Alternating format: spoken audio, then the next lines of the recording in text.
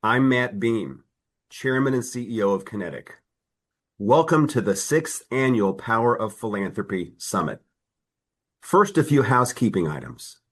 For those participating via Zoom, unless you are a speaker, panelist, or moderator, please place and keep your microphones on mute and your camera off.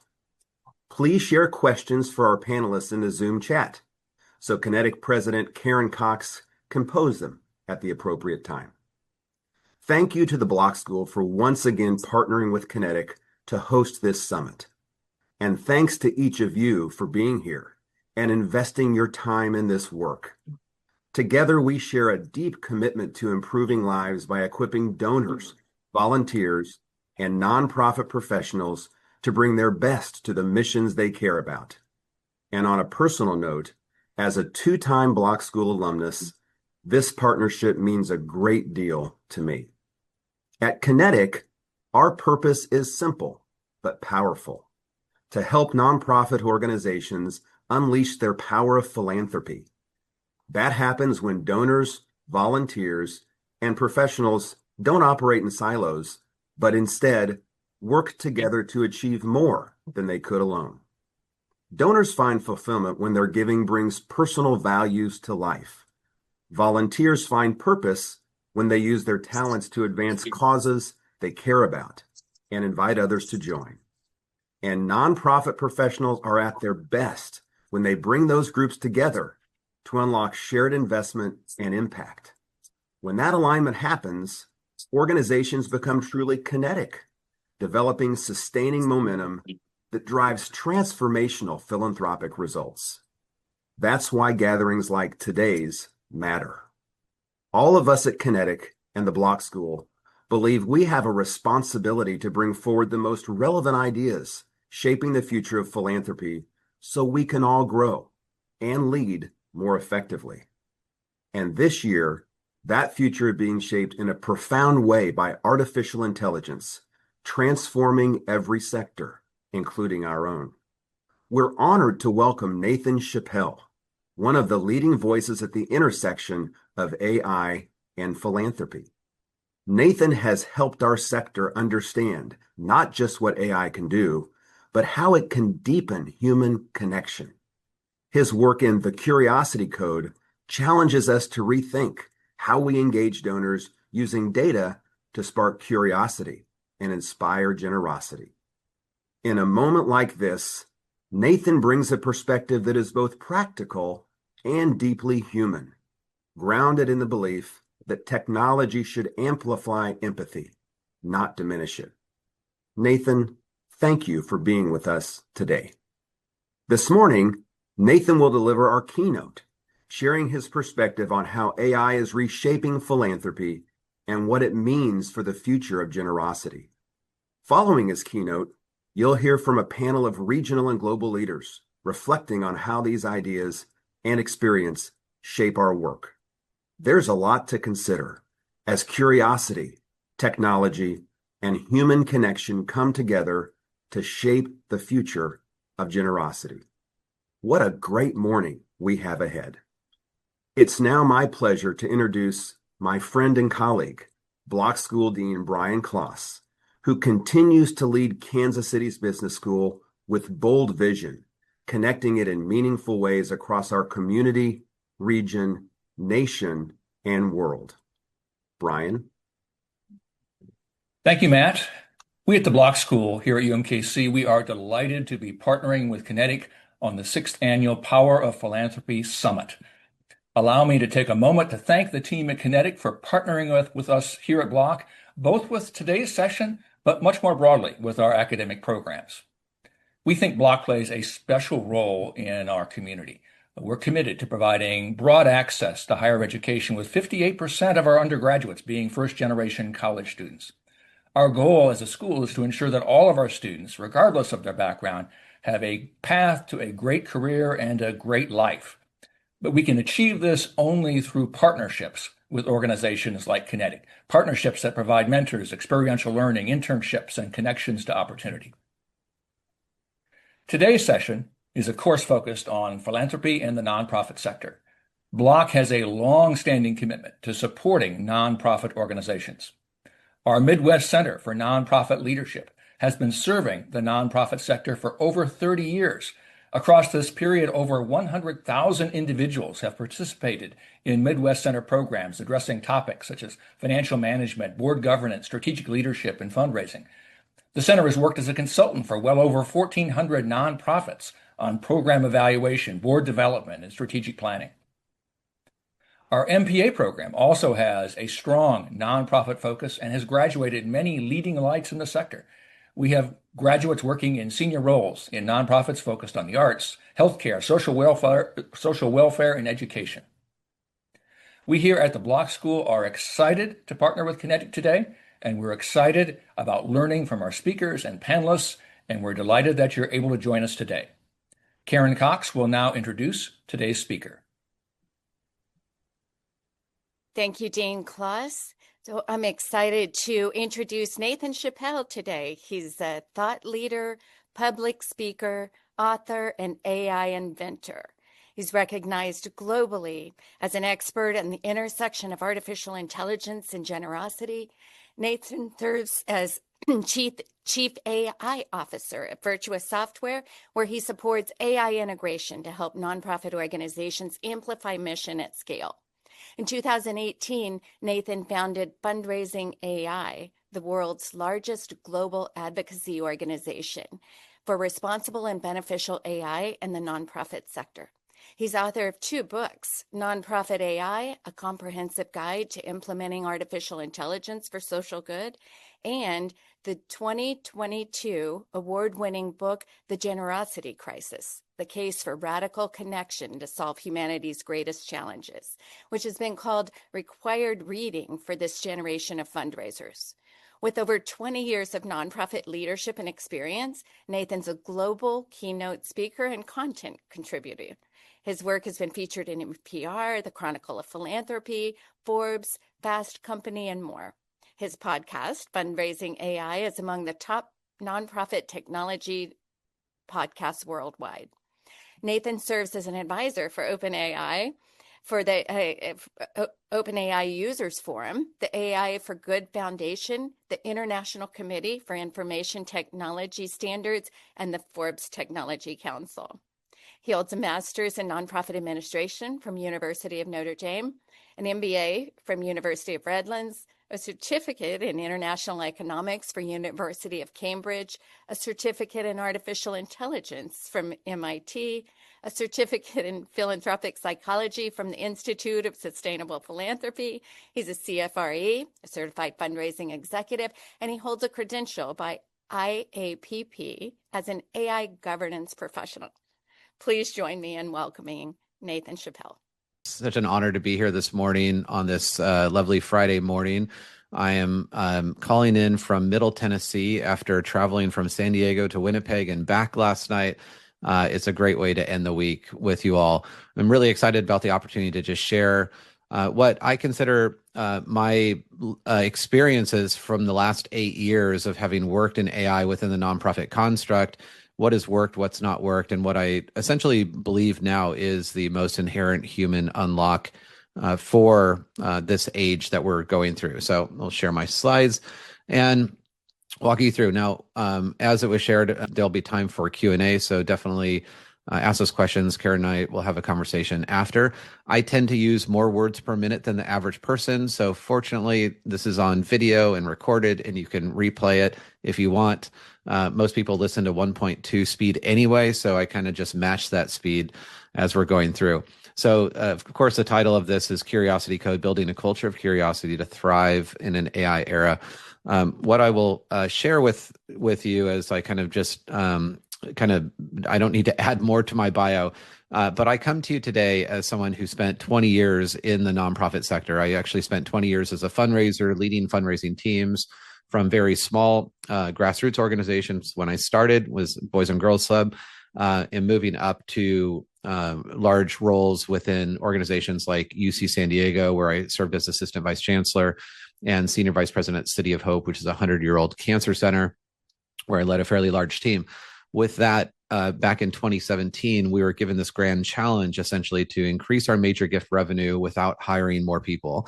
It was that challenge that really made me look at what the private sector was doing in 2016 and 2017 around machine learning and deep learning, and to see how we might be able to leverage AI to essentially predict gratitude, measure connection, and predict gratitude, which has been the basis of my work since 2017, filed and received a few patents on that. And fortunately, been able to work with a few hundred nonprofit organizations since then in their essentially AI transition or transformation. I've seen many of them succeed wildly, and I've seen many of them stall in ways. And it's been a really an opportunity for me to really look and compare and contrast the differences between those that succeeded and those that failed.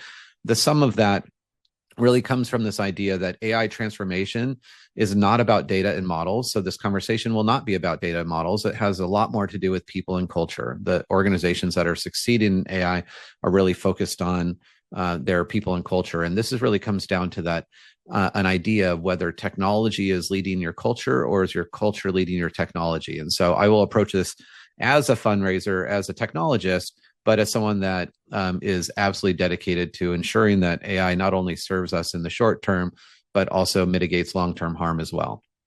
I'll start with this, and I write a lot. I've written 2 books. I'm writing 2 more books this year.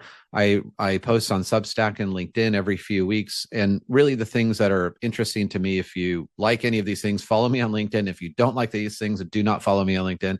But I tend to write about the big philosophical questions that are no longer philosophical. So things that we've been presented with in the past that seem like, oh, that's an interesting question for the future, but today actually demand a response. And so we're going to start with one, and we'll actually end with the same question as well, just to give you a heads up. So this is truly probably my stance where we are in the sector, is that the most dangerous assumption you can make today is that the future looks like an optimized version of today. The most dangerous assumption you can make is that the future looks like an optimized version of today. Now, I share this question because I look and I think about my 20 years in fundraising. I think about my colleagues who set goals in incremental ways. So a new year rolls around and we set our goals for this year. Even in 2026, we're thinking about setting goals of maybe 2% more, 3% more, 10% more, whatever it might be. And that's fine. That's how we've been conditioned. But to recognize at the same moment that we're setting incremental goals, we live in an exponential age. With the first technologies that's ever been considered exponential, and some would call it double exponential, in the sense that it no longer requires humans to grow. It actually improves itself. Therefore, the advances in AI are faster than any other technology that we've ever seen before. And I'll guide you through kind of the math on that and why it actually matters. But at the same time that we're talking about AI, I think it's important to recognize that our sector is facing tremendous headwinds. So I don't approach AI from a sense of, oh, this is a fun thing. I'm a technologist. I like change. I'm ADHD and, I get bored easily.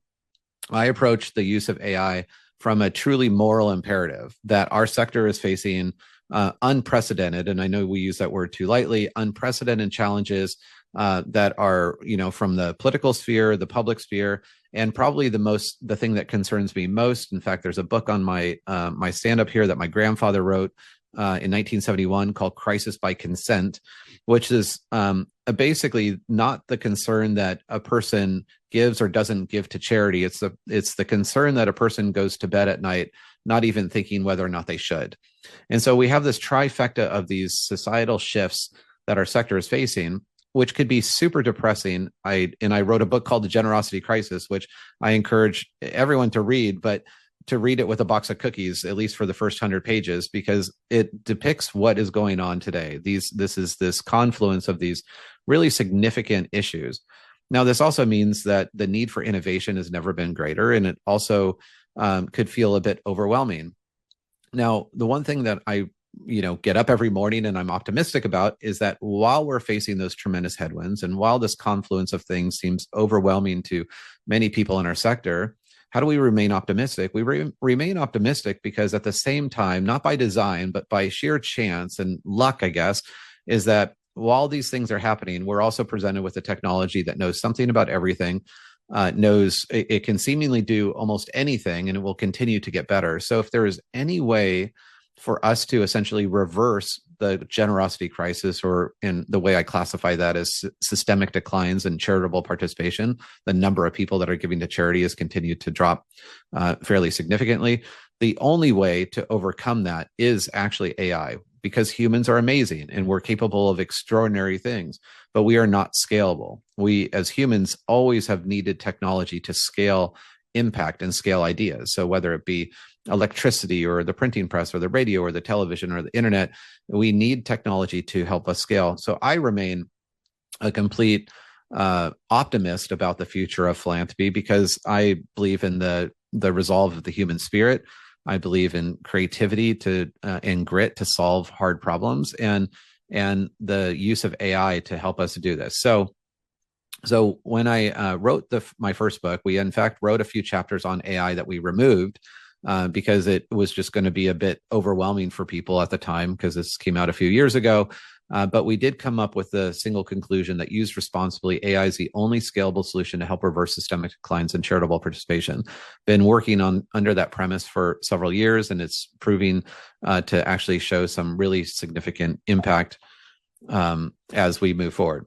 Now, I'll back up just a few years here and read this quote that I don't need to read to you because you all know it by heart, but I think it sets the stage of where we're at today. So I'll share this quote. It was the best of times. It was the worst of times. It was the age of wisdom. It was the age of foolishness. It was a season of light. It was a season of darkness. It was a spring of hope. It was a winter of despair.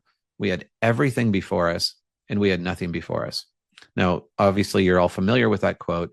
And I can't help but think that Charles Dickens somehow had a time machine and transported himself to 2026. And I do this and I talk about this live with lots of audiences, and there's a lot of nodding heads. It's hard in a virtual presentation, but I assume for you, it kind of feels this way, that, what do I believe and what do I not believe? What am I supposed to, understand about AI? Is it all promise or is it all peril? And this is confusing.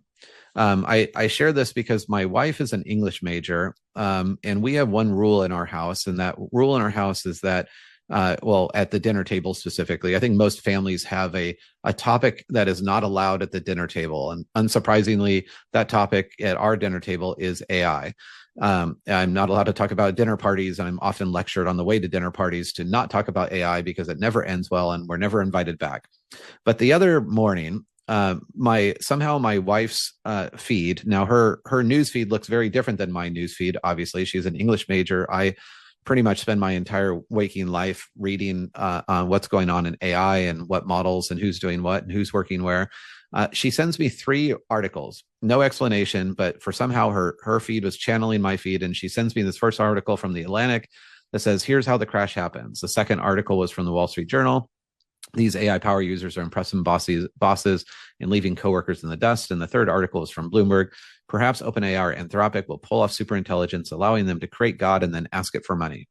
And I recognize this at the moment that, while I work deep in AI and kind of follow the things that I don't recommend other people following, because it doesn't help me sleep at night for sure. But for someone, my wife is like, what is this? Is it ultimate promise? Is it ultimate peril? And the answer is, it's very confusing. I read for fun a lot, and these are the kind of things that I read for fun. The things I read for fun, a book that I just recently read, many of you probably have read this, Reid Hoffman. Reid Hoffman is the founder of LinkedIn, one of the most successful investors and inventors of our time.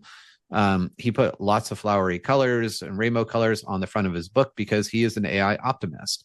It's called Super Agency, and he's convinced that AI will usher in our best days, and we will be able to, work less, spend more time doing human things, and see the cure to most of the diseases that ail us.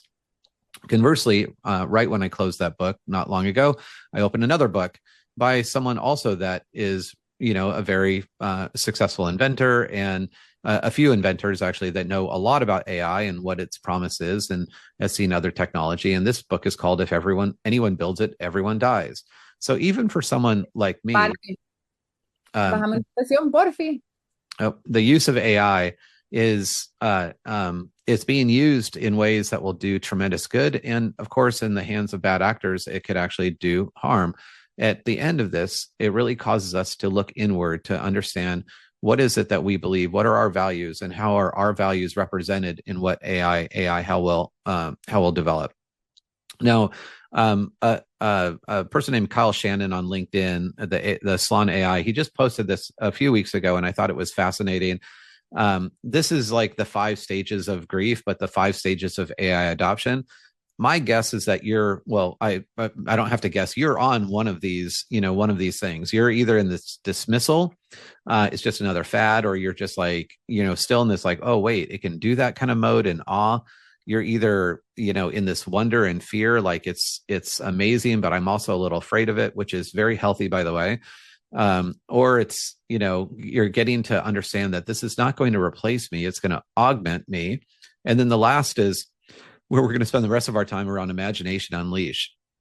It's that you have lots of capacity in your brain that has never been able to be untapped, because we've been constrained by limited technology and limited budgets and limited ability to unlock that potential. And so I just love this framework, and it hopefully lets you kind of figure out where you're at. Now, I can share with you that there is a lot of AI fear. There's a lot of AI FOMO. There's a lot of AI fatigue. And recently I was asked to speak to a group of foundations, grant-making foundations, and about AI. And then I was asked to not use the words AI. And I thought that was funny. And of course, I'm up for the challenge. But at the same time, I had to share that not saying the words AI does not diminish the impact that it will make on our lives. And so we have to almost compartmentalize that there is a tool that our jobs now will demand that we use, like the internet or electricity or whatever, that we use this technology to do our jobs the best we can. But it also means that that's not our entire life, that AI is not being done to us, that we have agency around AI, and that we are still in control of our lives. And that becomes more important than ever. And I'll talk a little bit more about that later. It means that what was is not what will be. So this is something that I know is easy to say, hard to recognize, that what got you here will not get you there. It's probably one of the t-shirts that I would wear around if I had my own printing press. What was is not what will be. We've said this for many times. I led nonprofits for 20 years. I said this to staff 10 years ago, but it now has a different level of significance and speed at which that we're needing to address the change. Now, probably increasingly an unpopular choice to put a picture of Sam Altman on any of my slides. This wasn't the case 2 years ago, probably, or 3 years ago. And while I disagree with Sam Altman about a lot of things, there's a statement that he made recently that I can't disagree with. And it is that the world is about to change more in the next 5 years than it has in the last 50. Now, the thing with this is a lot of people don't like change. And actually, statistically, only 20% of people actually like change. They happen to be probably more like me, maybe a little bit on the spectrum, or ADHD, or just get bored quickly. You have an appetite for change, maybe because how you were raised or whatever it might be. But about 50% of people they're just like, give it or leave it. I don't like change. I'm not going to work against it. I'm going to sit on the sidelines. It's 50% of people. But that leaves 30% of people that will actually work actively against change, that this time makes you feel really, really uncomfortable. And this is an article I wrote on Substack and LinkedIn maybe 2 months ago. And it's this idea that we now live in a state of perpetual change, that the AI fatigue is real, but avoidance is not going to stop what's coming, that AI moved your cheese. If you're all familiar with the book, I assume, AI moved your cheese. It is no longer on planet Earth. It might be on Pluto or Jupiter or somewhere else, but it's definitely left and it's not coming back. This means that if you really don't like change, you probably need to work on how to on skills to become more adaptable. Now, it turns out, and this will be talking more about curiosity is a major hack for your brain, that when you start to wonder about an alternate future, that's actually your brain's way of putting your mind at ease that there is another alternative. It's actually a really incredible mind hack in terms of how you can actually adapt to change a little bit better. It also means that what got you here is not going to get you there. your future self, if you're looking at, if you look 10 years ahead, so we're now transport ourselves to 2036, you write a note to yourself, which is actually an exercise I do at dinners that I lead. Take an envelope, write a note to yourself 10 years from now, and recognize, like, who do you want to become in that time? It is not going to be the same. It will not be your same self. It'll be the same self in the core values, but you may not be doing the same job, and the world may look different. But I think it's important to kind of reflect back on what got you here and what makes you special, and then hold true to those same values and make sure that you don't lose your soul as we move forward into a technology world that goes faster and faster. And the reason why this says our shared reality, yours and mine, is that we have been essentially building our careers based on this idea of incremental progress, incremental goals, incremental growth for our entire lives. That's all we know, because there has been no technology that's ever been considered exponential. Exponentials are real things that we see in areas of medicine, and we see in physics, that when exponentials increase, in fact, if you fold a piece of paper 42 times, just a single piece of paper, fold it 42 times, that piece of paper will reach from Earth to the moon. That's called the 42 fold test. And it just shows the power of exponentials. And then we refer to this technology as an exponential technology. Then we are, it should really cause us to really take notice. Our other shared reality is that the people that are winning with AI, they're not spending more money than others. They're not spending more money faster than others. They're rethinking work at a foundational level. They're thinking about AI as an evolution in how work gets done. Now, in all fairness, humans are really good. We prize being busy. Our society has always prized being busy. And if we really audit the amount of work that we do, and we're honest with ourselves, how much of that work brings you joy versus how much of the work is just mundane and things that don't bring you joy? We're very good at protecting crappy work because it helps us feel busy. In the reality of AI, we can actually think about work in a foundational level to offload the things that do not bring us joy, to do more of the things that do, and do the things that make us inherently human and special, and really the best contributors to our organizations. So we'll dive, we often think that the issues that we have are new and modern. And I think it's always important to look at history and kind of reflect. So Eglantine Jebb, who's the founder of Save the Children in 1923, said, "We have to devise a means of making known the facts in such a way that the world is not ungenerous, but unimaginative and very busy." And she said this in 1923. And the only thing that really stuck with me, of course, I believe that the world is not ungenerous, that we are probably a bit unimaginative, but I couldn't get past the idea of how busy could it have been in 1923. It just kind of boggled my mind. And so I looked, and I was just really curious about this. In the early 1900s, knowledge was doubling roughly every 100 years.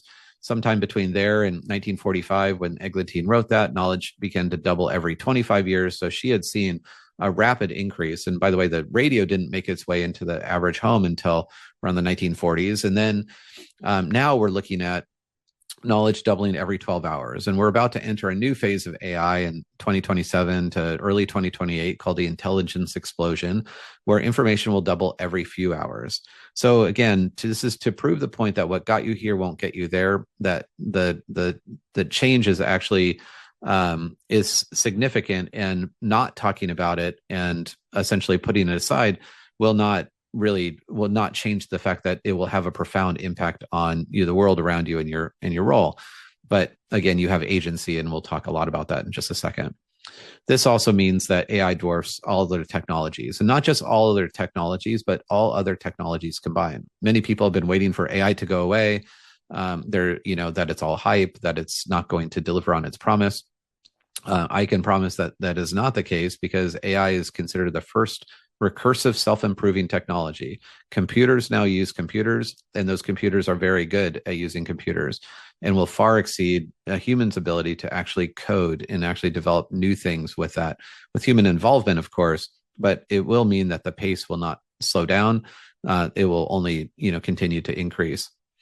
It also means that it takes a dose of humility to recognize that our shared reality is that if you have a best practice and you've been doing something the same way before 3 or 4 years ago, November 30th, 2022, which is the day that ChatGPT came out, that practice is an outdated practice. And I really encourage people to have, take a piece of humble pie to go to ChatGPT or Claude or Gemini or whatever is your favorite AI tool to say, hey, here's something that I've done pretty much the same way my entire life, but is there a different or better way to do this?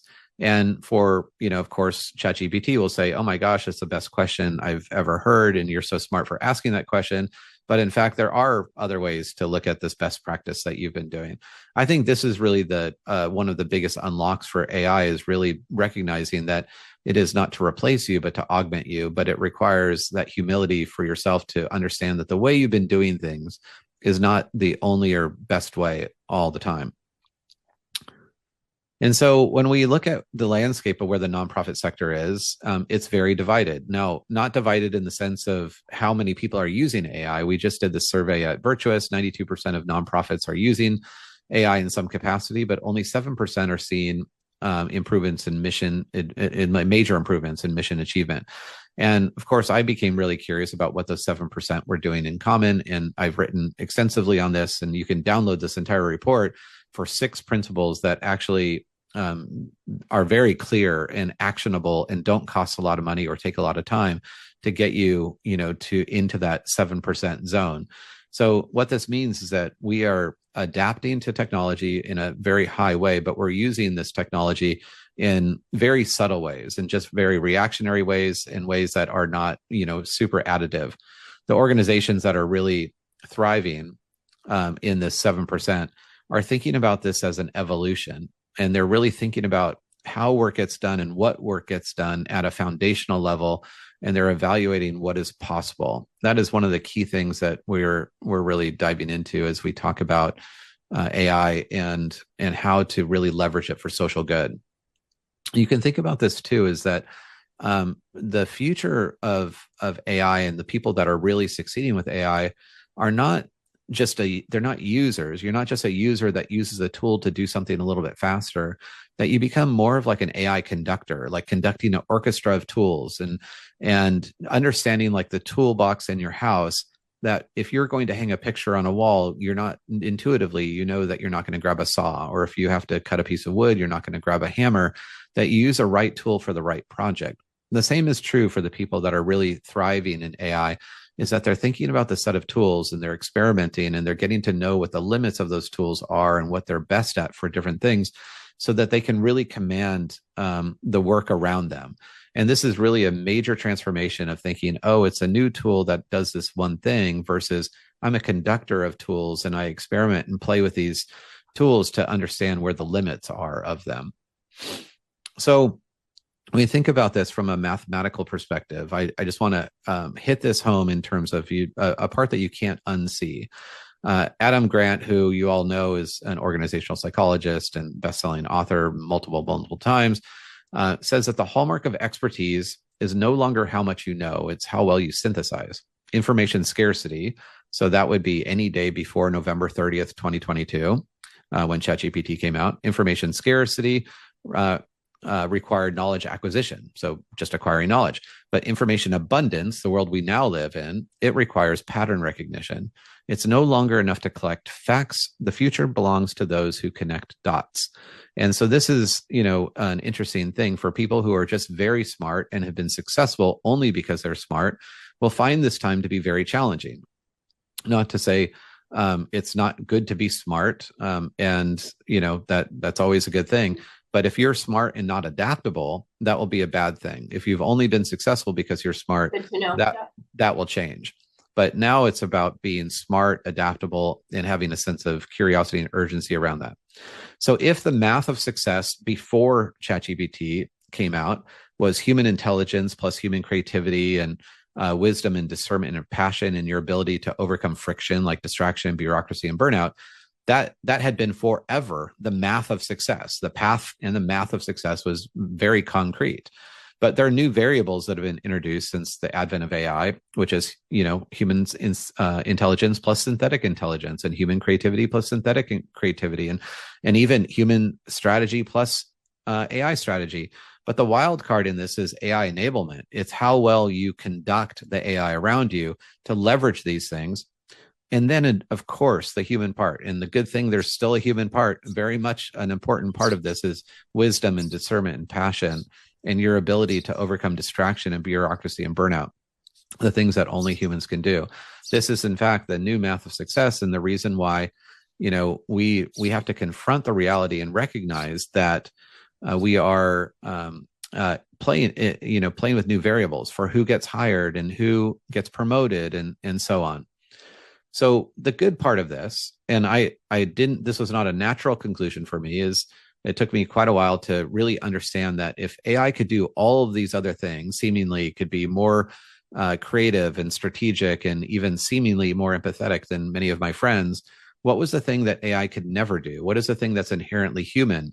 And it turns out that one thing that AI can never do, because it's an efficiency machine that can only act upon instructions, is that it can never be curious on its own. Now, we've seen lots of sci-fi movies where AI becomes curious on its own, depicted way in the future. I don't actually worry about those kind of scenarios too often, but I will say that the one thing AI can never do is be curious. It can follow instructions to try to think about new ideas in the same way that if I asked you to be curious, you would be following my instructions versus doing the inherent human thing that only humans can do, is to look at the sky and be like, oh, I wonder why that cloud looks like a turtle, or, I wonder why that tree has, different leaves than another tree, and things that just make us inherently human. So curiosity ends up being this inherent human superpower in the age of AI. And so this is a good thing for us. Now, I'll guide you through this just a second, because the good thing about curiosity is it's not fixed. We think about IQ and we think about EQ, but in all reality, what we should be thinking about is CQ, the curiosity quotient, in essentially who asks better questions more often than others. Now, Reid Hoffman talks about curiosity a little bit, and one of the ways to unlock your potential in AI is to use AI to build in an unfamiliar domain. One of the problems with us is that we get so ingrained in the work that we're always used to doing. We're experts and subject matter experts in the roles that we have.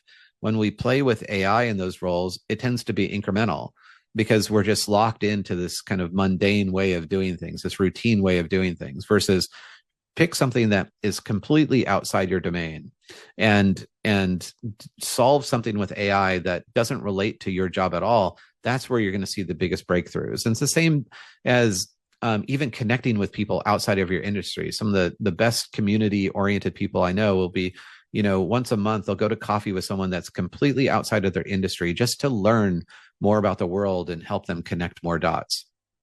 So this is the mode that we're in. The person that is the curious generalist asks questions like, what if you can increase the number of new ideas by 20% by creating a culture of curiosity? And that would be huge. If you could create the number of new ideas in your organization by 20% by creating this culture of inquiry, it would be absolutely mind-blowing for your organization.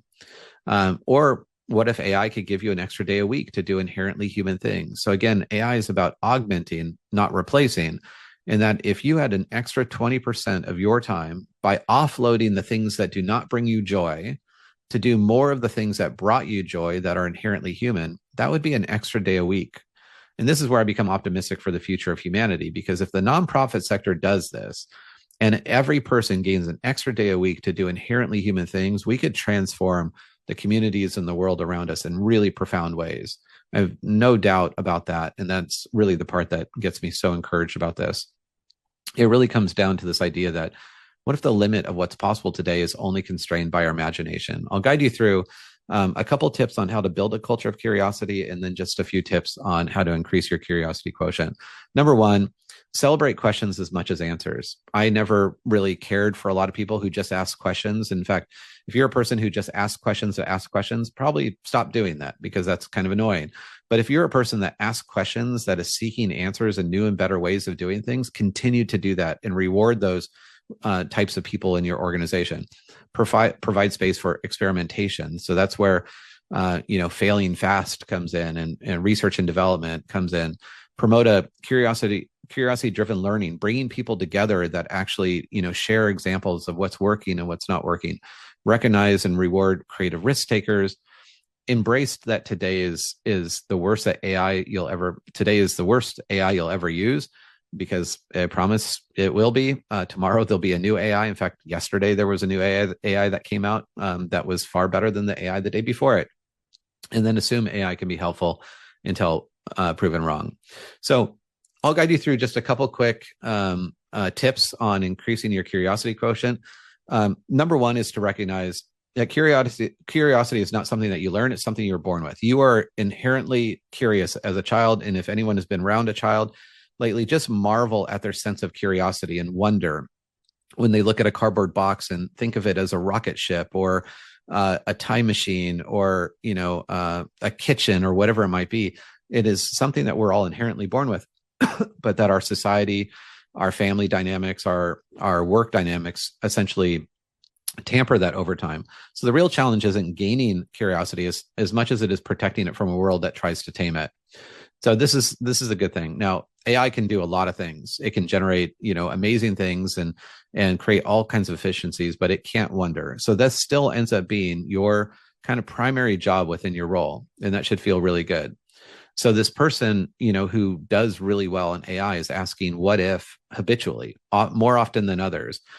This doesn't come just by, practice. Number one is that you have to, and I'll talk about this more, step away from technology to be able to think about what curiosity and creativity and imagination mean, but also spend an hour a day experimenting with AI, or at least 30 minutes a day experimenting with AI, not in your job, but in just other ways to test the boundaries and really get curious about what it can do.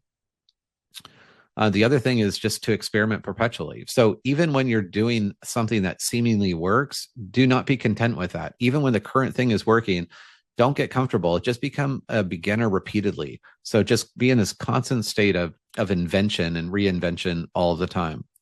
The other is that we have to give ourselves permission to color outside the lines. We're really bad.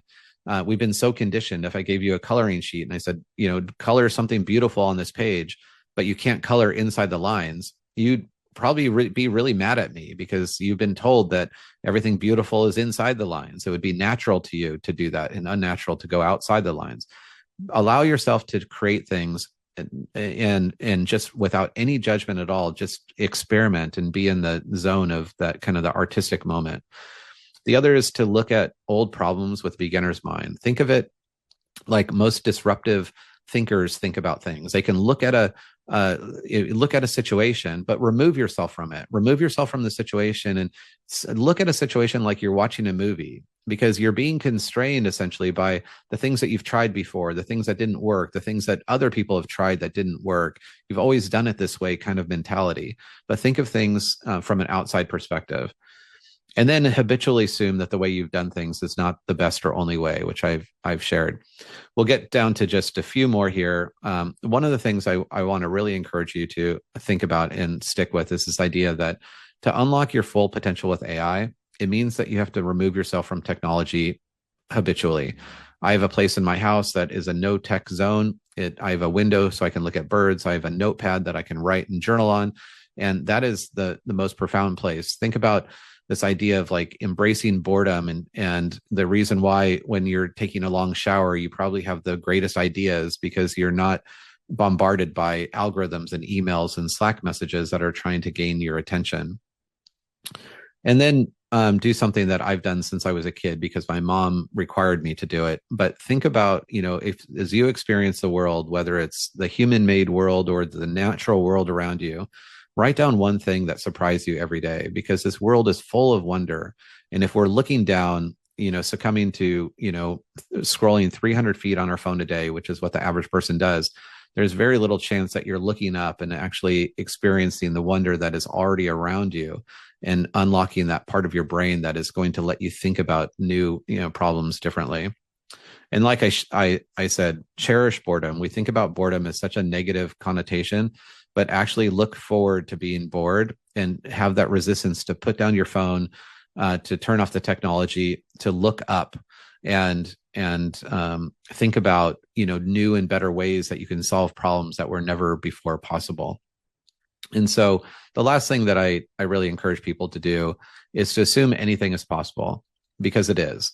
And if you are, looking at this world that anything is possible, you are going to be able to unlock so much potential. You are going to not be biasing your actions based on things that you've done in the past that didn't work, and recognizing that AI presents this opportunity to rethink the things and unlock the potential, the ideas, even a glimpse of an idea that was in your head one time that you didn't have the resources or tools to try it, and now you do. And I think that's a magical thing. In fact, my goals for 2026 started with a Google document that is called Anything is Possible. And I talked about my goals for this year and what I wanted to achieve, but I didn't want to be constrained by the things I've done in the past. So there's real quick 10 tips. In fact, I'm not going to be able to go through all of them, but I wanted to leave you a QR code. I wrote an article recently called 10 Ways to Future-Proof Your Career. There's some of the things I've already talked about, like practicing curiosity with urgency, but there's a lot to unpack here. I think about relevancy for myself. I think about it for our coworkers. And I spend a lot of time really reflecting on this. And I think this article actually has been picked up quite a bit right now. And I think it has a lot of practical things for you to think about, how to treat AI as a collaborator, and how to learn to not just understand what your values are, but write your values down, and your ability to tell your story about your unique inherent value within an organization. So I really encourage you to check this article out if it's something that might be helpful for you. I'm also happy to connect with you at any point on that. So 4 quick tips. These are the final things. Step away from technology and relearn to dream. We all know how to do it. We're just really busy, and we actually do it very poorly. Celebrate curiosity and play with AI for 30 to 60 minutes a day. Don't try to create something beautiful. Just try to enjoy the experimentation of that. Identify high yield but low risk areas to solve. Don't pick the hardest thing to solve. Find the thing that is like the highest yield, but really is not going to, nothing bad will happen if things go wrong with it, or if you waste too much time doing it. So high yield, low risk. And the last is my own public service announcement, is why I created Fundraising.AI, to not just advocate for the responsible use of AI, but essentially to look at how we mitigate harm in AI that would have unintended consequences in the future. So if anyone would like a copy of the AI adoption report, is here, and I know Karen can send this off to all of you if it's helpful. This is actually is chock full of the exact examples of organizations that are part of that 7%. And then if anyone wants to follow me on LinkedIn, this is my QR code for LinkedIn. I write obviously a lot on this topic, and I like to wrestle with the biggest things, and I love to connect with people who also wrestle with the biggest things and engage with them. So I see you're back, Karen. It's perfect timing, and looking forward to having a chat with you.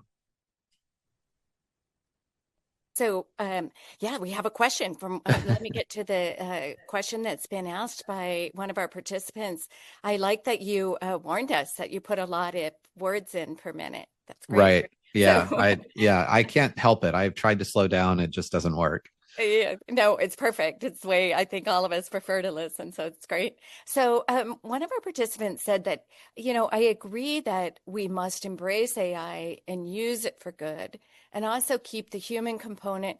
But I wonder if you have advice for us about supervisors who are reluctant or unsure about the role, and how we can change their minds, because this person's supervisor said this week, I try to stay away from AI. Yeah. In fact, I wrote an article about that specific topic because I had a friend who came to me, and same thing, was just like, how do I influence from within? And you can find it on Substack or LinkedIn. I replicate all of my work on Substack and LinkedIn. So, one of the tricks there is, in fact, it came because I was a chief development officer. I actually interviewed a chief development officer on a podcast episode who said, look, it's not that I'm unimaginative or I don't care about AI. It's just that my life is a dumpster fire, and all I do I spend all of my time putting out fires. So unless somebody comes to me with the eyes of, hey, I see that there's a fire over here, and by the way, I came up with a solution that I think helps put that fire out.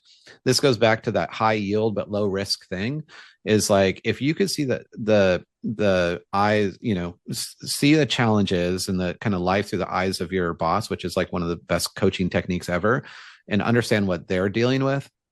And you come to them not with just, more gasoline for the fire, but with a fire extinguisher, I promise you will get their attention. So definitely check out that article.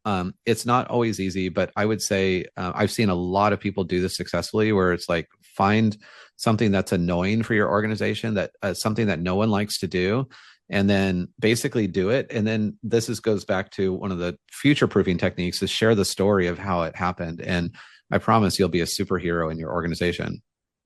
That's a really good tip. So, you've also so you described curiosity as a kind of superpower in the AI era. As you look at the nonprofit sector right now, where do you see that curiosity making the biggest difference? It's I see it making the biggest difference. Mostly, I would say this is probably unfair. I see the biggest advances in the nonprofit sector coming from smaller organizations. This is not always true. In the beginning, in AI 2017, for me, it was only the large organizations that were actually using, the work that I was doing, because it was very expensive. It was very technical. They had to have a robust team, probably a PhD. And that was a different kind of AI. But fast forward, 5 years later, it's the smallest and nimblest, scrappiest, grittiest nonprofits that are unlocking tons of potential. And so I use this example a lot, but a friend of mine, Dan Kershaw, who runs a nonprofit in Toronto called the Furniture Bank, he's a small kind of nimble shop, but he has created a culture of curiosity where every person, he even had people on his team that were reluctant to use AI. He had a book club. He actually had them read my book, Nonprofit AI. He had them read another book called Co-Intelligence. And he just started modeling the behavior for this organization. They are now, I think, a 20-person team that operates like they're perceived like a 200-person team, because they've been totally empowered and enabled. So I see a lot of small, nimble organizations. And this is the thing I love, because nonprofits, like, I spent 20 years, I understand the scarcity mindset. Like, it's like, there's just never enough time. There's never enough resources. If I could transport back to, my first nonprofit job at the Boys and Girls Club in Orange County, and I had ChatGPT or Gemini with me, oh my gosh, like, be life-giving. Like, I mean, so this is, again, I get really optimistic about that, because that's the mindset of, people who go and work in nonprofit. I mean, you do it because you need to get paid, but you don't do it because you need to get paid. You do it because, it's a way of life. It's not a job, it's a way of life. And all of a sudden you have these tools that can help dramatically improve your impact. It can get really exciting. Well, one of the ways you frame it is that it's not that one more thing to do when you're already overburdened with all this work, but it actually can bring a quality of life and a quality to your work. And yeah, the one thing to be cautious about, and I've talked to a lot of fundraisers about this, is that it's true that if you have a broken fundraising practice and then you put something digital on top of it, you'll end up with a digital broken fundraising practice. So the urge is not to do more bad fundraising. It's to reinvent the parts of fundraising that don't work. And the paradox of all of that is to rethink the things, because we're so ingrained in the way we've always done things. And the data, is very clear on this, is that, we have to step away from technology to rethink that work at that foundational level, to just like really step away from it, like habitually. And then start to think, wow, if we weren't constrained by, resources, and we had the ability to rethink what we're trying to do, what could we do differently? It's so easy to say, but hard to do. Exactly. So, like, literally, like, when there is all that expectation and that pressure to have the answers and do it quickly for the donors, the boards, the teams, how can organizations make space for that curiosity when the expectation is that speed and certainty? Yeah, we're starting to see. So, of course, there's value in bringing outsiders in to talk to your organization, especially, board leadership and leadership. But the most growth in AI comes from within. It comes from the stories that are shared within. So leaders have this outsized role in creating space for the stories to happen. So it's whether it's a lunch and learn, or it's an AI club, or it's an acceleration. Some organizations will do like philanthropy hackathons, And they're starting, the more progressive ones are like, okay, create something and it doesn't have to work. And we're never going to like probably do these things, or maybe we'll do some of them that work out.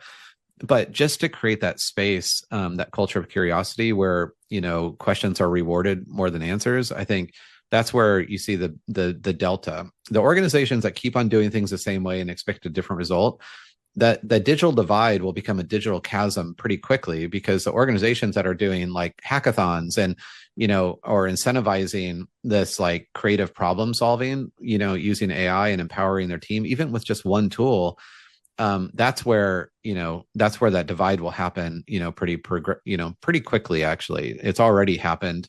And we're seeing some organizations that will struggle just to keep doing the things the same way and expect a different result, versus let's reimagine the work itself.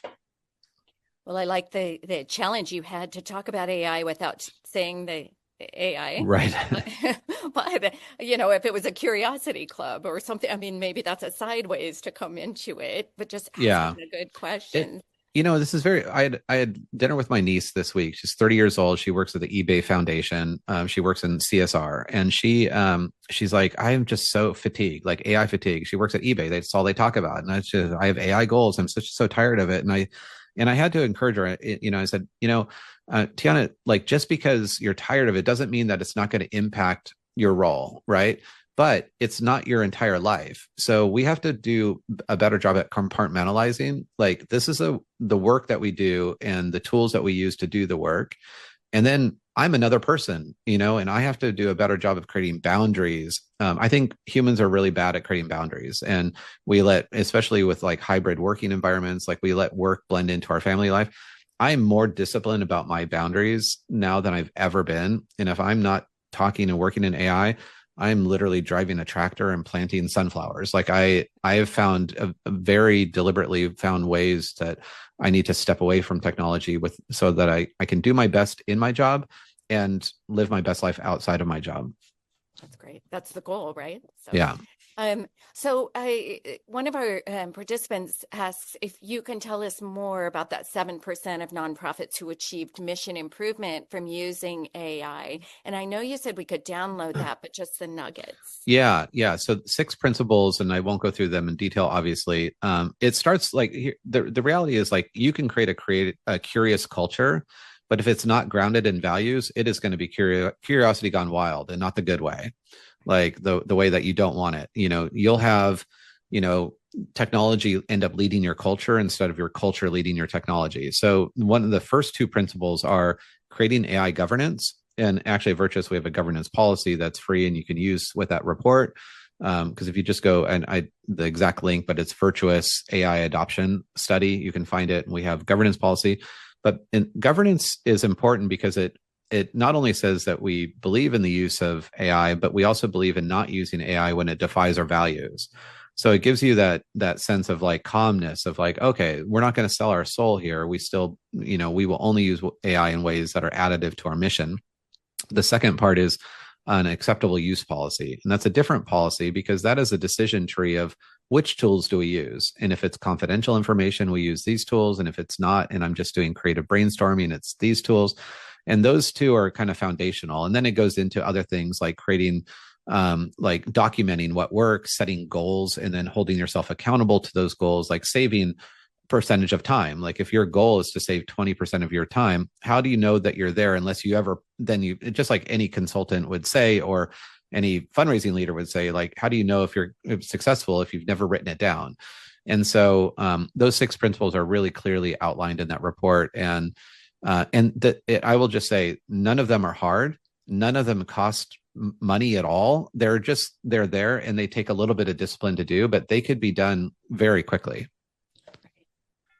So this question might be a little bit out of the scope, but I'm sure you get it all the time about how, from one of our participants, how you respond to AI's impact on our environment. Yeah, I would be shocked if that didn't come up. There's not a single presentation I do where the environment, I'm very sensitive to this topic. My grandfather was a geologist who wrote a book called Crisis by Consent. It was about the environment, and his concern was the people who just didn't care. So it's something taking a long shower for me growing up was like a cardinal sin. Like we were not allowed, so So it's something I think about a lot. It's a very, very complicated topic. I'm actually writing an article on it. I've been delaying the article because it can feel political to some.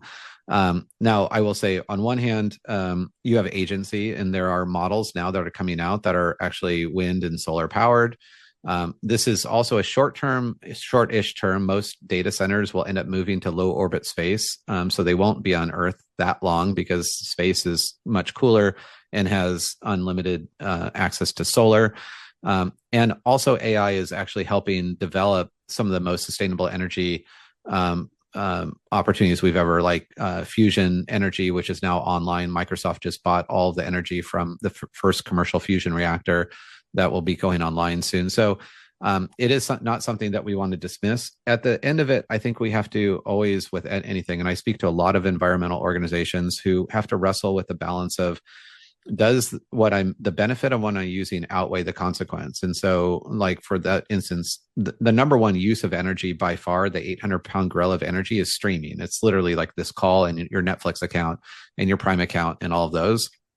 So one is that we have agency to, like, turn those off if we need to, but it's also to recognize that everything has a cost. So I can offset my carbon footprint. So I fly every week.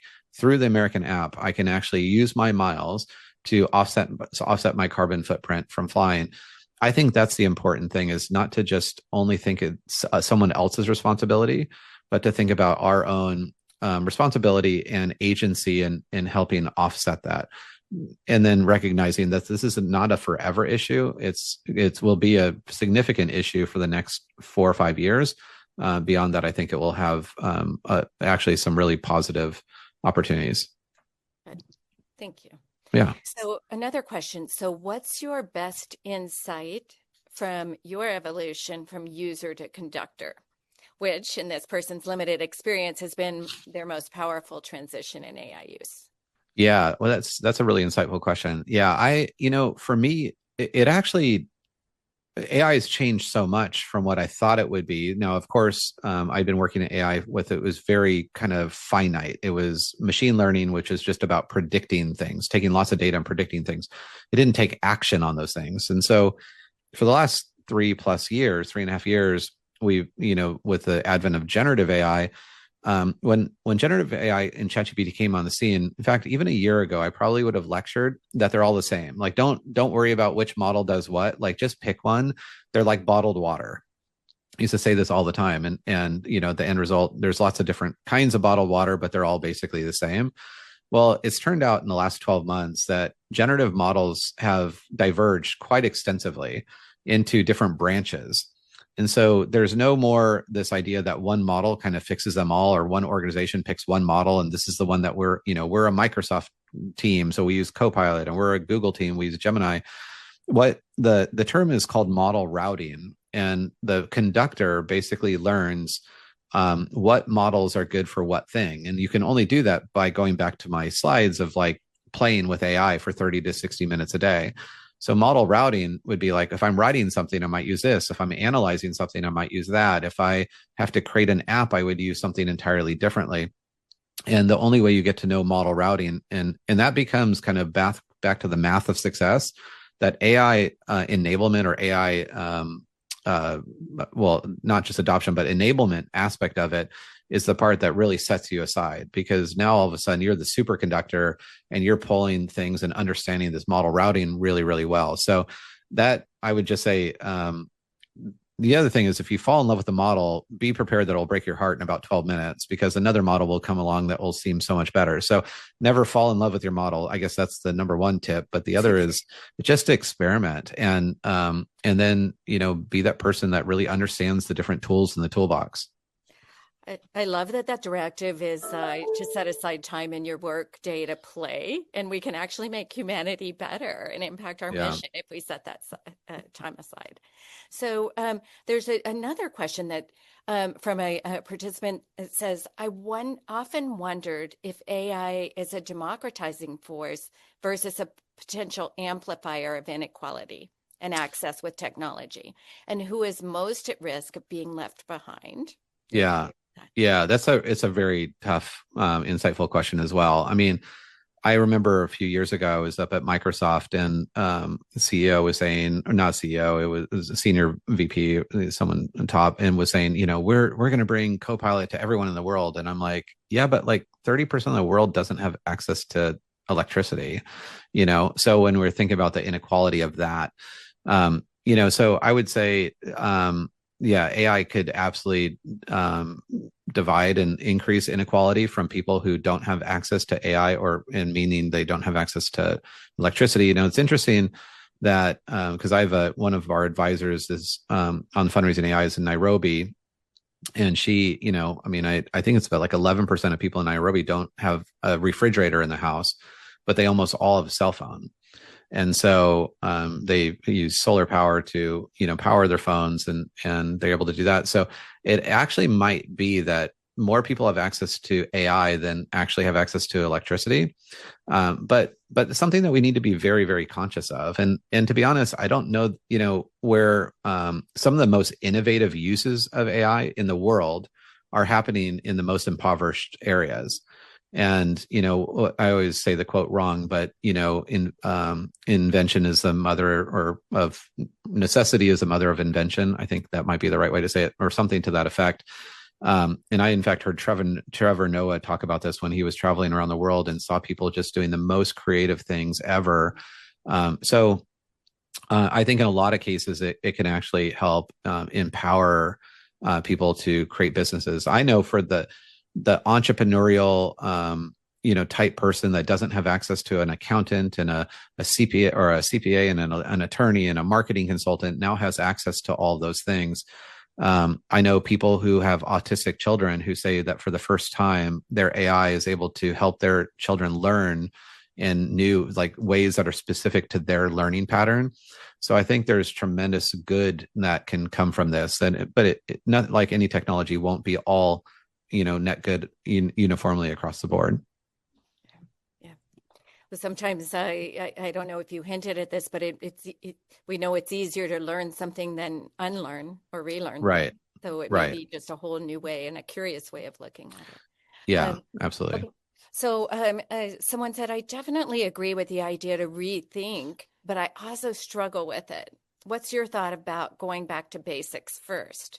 So, for example, with fundraising, going back to engaging with people in real life and building those relationships, would first going back to basics in that way open up curiosity to do things differently? Yeah, I think I love. These are great questions. My first book was called Generosity Crisis because I became, as a fundraiser, concerned by the fact that I spent 20 years fundraising and my job never got easier. There's something I couldn't reconcile with. Like, how is this possible? I spent 20 years doing something 60, 70 hours a week, and it never got easier. It only got harder. And I think what I recognized in that was this epiphany moment that we had started treating donors like ATMs. We started, we went from very relational fundraising in the year 2000 when I started to, 20 years later to very transactional type fundraising. There's such tremendous value in getting back to the basics. In fact, the entire premise of Generosity Crisis is around the idea of radical connection. Association, affiliation no longer count. They just don't mean as much as they used to. You have to go deeper and form deeper visceral relationships. The work in AI that I got motivated by in 2017 was related to the idea that it didn't matter how much you asked for, when you asked for it, in what way you asked for it, if it wasn't the right person to begin with. Unless we could measure a person's degree of connectedness, and this is my early work in gratitude prediction and machine learning, is that none of it mattered. Actually, we would just amplify all the bad things. So it is, for me, it is only using AI so that we could get back to the things that are inherently human. And the things that are inherently human are like offload the crappy work that I don't like to do that doesn't bring me joy. So I could spend more time literally calling the person that's been on my mind, but I haven't had time because I'm doing all this routine work to just check on their grandkids or, share something with them about what our organization's doing that might have been interesting. And so I think I think it is like a less is more approach. And from a macro perspective, I'm actually just started crafting a new article on this yesterday on a flight, is that the macro effect of AI globally is that the world becomes so synthetic and so fast and so, just going, and that will be work will demand that, and financial incentives will demand that, is that there'll be a resurgence of connection and community. There'll be a resurgence of craft and things that are like authentically made by humans, and that could include movies, that could include people making wallets, whatever it might be. But the end kind of caption on that, and what I was talking to my niece about this week, is that community and connection is a growth industry. And it will be because of AI, not in spite of AI, but because of AI, that people will feel that desire to go back to things that we are biologically wired to do. Our brains do not release oxytocin and dopamine to a bot that's trying to convince us to do something.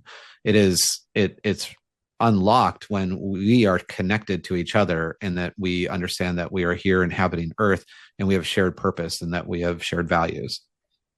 We love the core of your work because it assuages so many fears about technology, and it just drives home the human, the need to just keep focusing on the human element of our work. So this is a kind of a technical question. Somebody says, we have some legacy databases that don't yet have AI tool embedded, so we're limited by the existing tech. Do you have any suggestions on how to evaluate that cost benefit of switching to updated tech to enable to be able to take advantage of AI? Yeah, for sure. And that ROI is going to become more and more clear because the delta will divide. So I look at a few things. I look at Fundraising Effectiveness Project, their data. So they've been, both Giving USA Foundation, looks at macro trends of giving. Fundraising Effectiveness Project actually is a co-op of people with all the different CRMs that benchmark, like, what is your average lifetime value? What are the number of days between gifts and things like that? And then you look at, in fact, Virtuous just did our 3rd annual benchmark report, which comes out next week, where we look at Virtuous customers, and they outperform the national average by a lot. So the ROI is, and in fact, I was writing a blog on this on my flight last night. I don't sleep, if you haven't figured this out.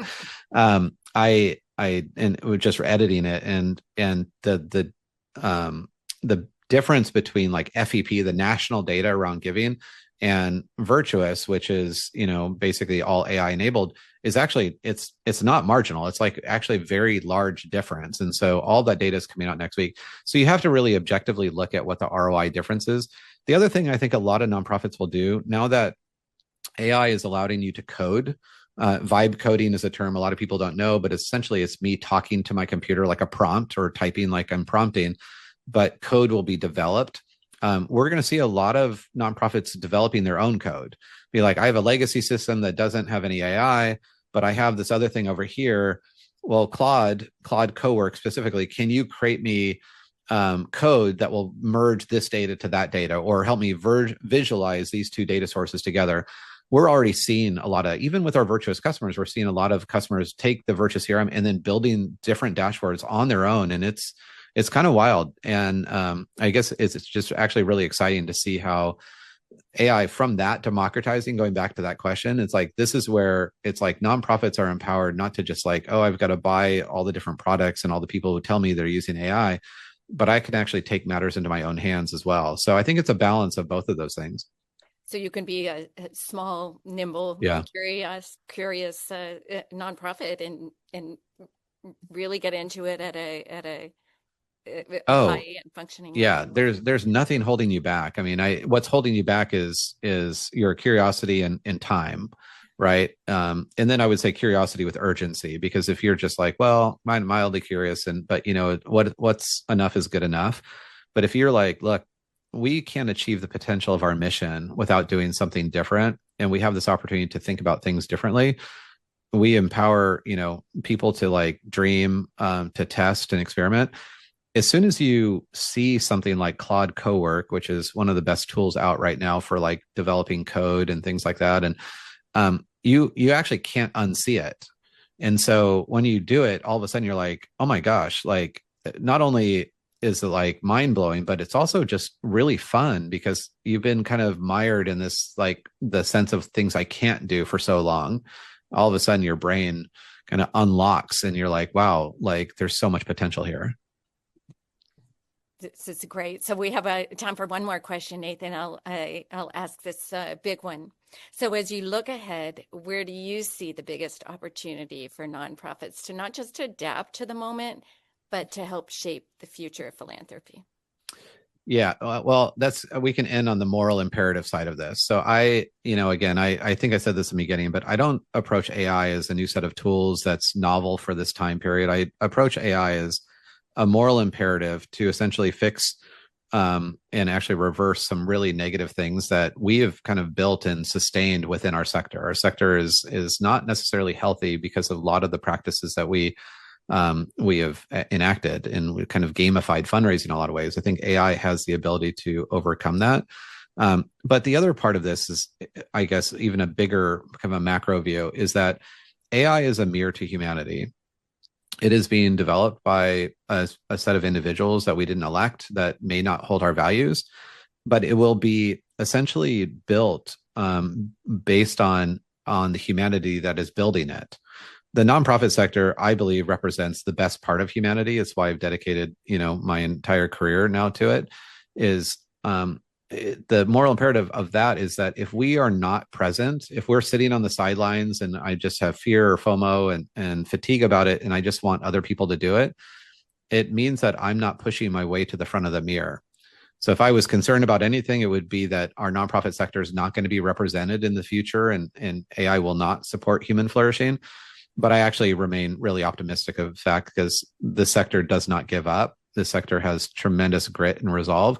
And so when I get to travel all over the world and look people in the face and recognize that there are so many good humans that believe in the best parts of humanity, that will demand that we continue to use AI in ways that bring people together, and that we will say no to using AI in ways that don't. And so I just think, again, there's a lot of things that keep me up at night, but I actually get really excited about, that opportunity for our sector to really rise and show the world kind of what it looks like when we're willing to say no collectively to things that may not support the best part of humanity. What a great way to end this, Nathan. Thank you so much for your time and your insight and everything you've shared with us this morning. This has been yeah, for the whole Kinetic team, thank you so much for you also, taking the time to pour into this industry, not even in the ways that people see, but behind the scenes too, because I've seen you get actively involved in the Giving Institute and Giving USA Foundation. And it's just so great to work with other people who truly are not just good people doing good work, but doing good work for the right reasons. So, thank you so much. We come at it from different angles, but we're solving the same. Yeah, tackling the same issues. Thank you so much, Nathan. Thank you. And I'll turn it over to Dean Kloss right now. Thank you. Nathan, thank you. This was wonderful. So very much appreciate your time, your perspective, valuable to all of us.